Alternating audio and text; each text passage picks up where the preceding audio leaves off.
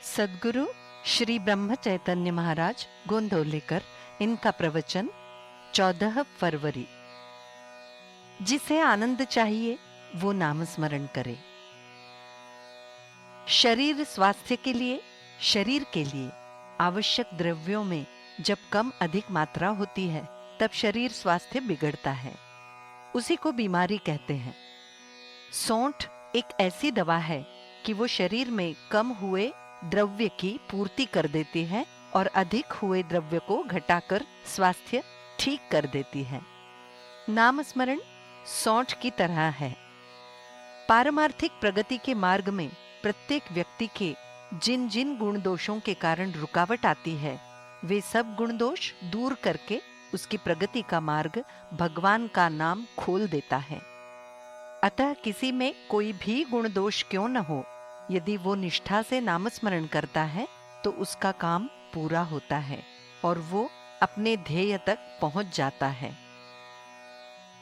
हम लोगों में नंदादीप जलाने की प्रथा है।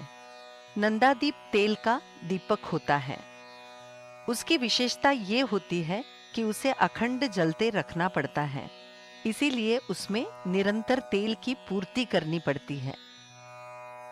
वैसे ही जो आनंद रूपी नंदादीप चाहता है, उसे निरंतर नाम स्मरण रूपी तेल की पूर्ति करनी चाहिए। तात्पर्य ये है, जो आनंद चाहता है वो निरंतर नाम स्मरण करे। आनंद का उद्गम ही नाम में है। कहीं भी कभी भी स्पर्श करके देखिए, बर्फ ठंडी ही लगेगी। उसी तरह परमात्मा के पास आनंद होगा ही। हम गृहस्थी को विशाल करते हैं, क्यों? आनंद प्राप्ति के लिए ही ना। किंतु भगवान के आधार के बिना होने वाला आनंद कुछ कारणों से ही होता है। वे कारण मिट जाते हैं तो आनंद भी नष्ट हो जाता है। इसीलिए ऐसा आनंद अशाश्वत होता है। खाएं पिएं और मौज उड़ाएं, ये सिद्धांत मुझे कुछ सीमा तक पसंद है, किंतु उसमें एक बड़ा दोष है। दोष ये है कि ये देह बुद्धि पर आधारित है, अतः वो हमेशा के लिए टिक नहीं सकता, क्योंकि जो स्थिति आज है वो कल नहीं होगी, और वो यदि बिगड़ गई तो इसका मजा ही किरकिरा हो जाएगा। हमें तो ये हिम्मत करनी चाहिए कि जो भी परिस्थिति निर्माण होगी उसमें हमें आनंद निर्माण करना चाहिए। चाहे केवल 5 मिनट क्यों न हो, लेकिन भगवान से एक रूप होने को सीखना चाहिए। उस 5 मिनट का आनंद इतना होगा जो आपको 100 साल जीकर भी नहीं मिलेगा।